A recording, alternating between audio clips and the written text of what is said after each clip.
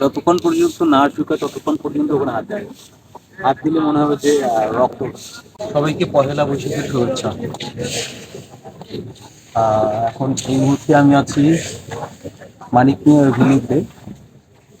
এখানে চারুকলার শিক্ষার্থীরা আলপনা আঁকছে। সংসদ ভবনের সামনে যে মানিক মিয়া এভিনিউ আছে সেখানে কত সুন্দর করে আলপনা আঁকছে আজকে পহেলা বৈশাখ সেই উপলক্ষে। আমি তোমাদেরকে দেখানোর চেষ্টা করছি।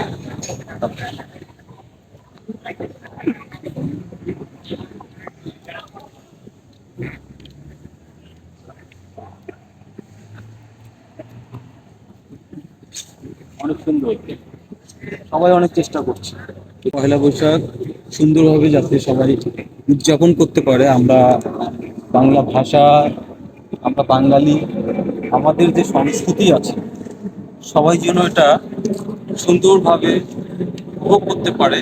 তবে সবচেয়ে বড় বিষয় আজকে কিশোরগঞ্জের মিঠামাইনে কত কিলোমিটার সেটা ভুলে গেলাম, সেখানে অনেক বড় আলপনা আঁকছে। এটা আসলে একটা গর্বের বিষয়। আমরা যারা বাঙালি, এখন রাত 4টা, 4টার সময় সবাই কষ্ট করছে, যারা আঁকাকি করছে সবাই কষ্ট করছে। আর এই কষ্টগুলো দেখার জন্য আমরাও কষ্ট করে এখানে এসেছি।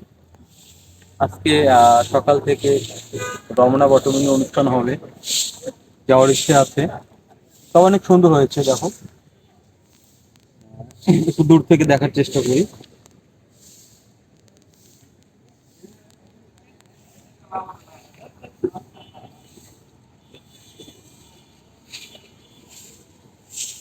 এটা একটু close নিয়ে। আসলে সুন্দর, রেড কালার মনে হচ্ছে। এটা যদি হাত দিয়ে দেখি মনে হচ্ছে রক্ত।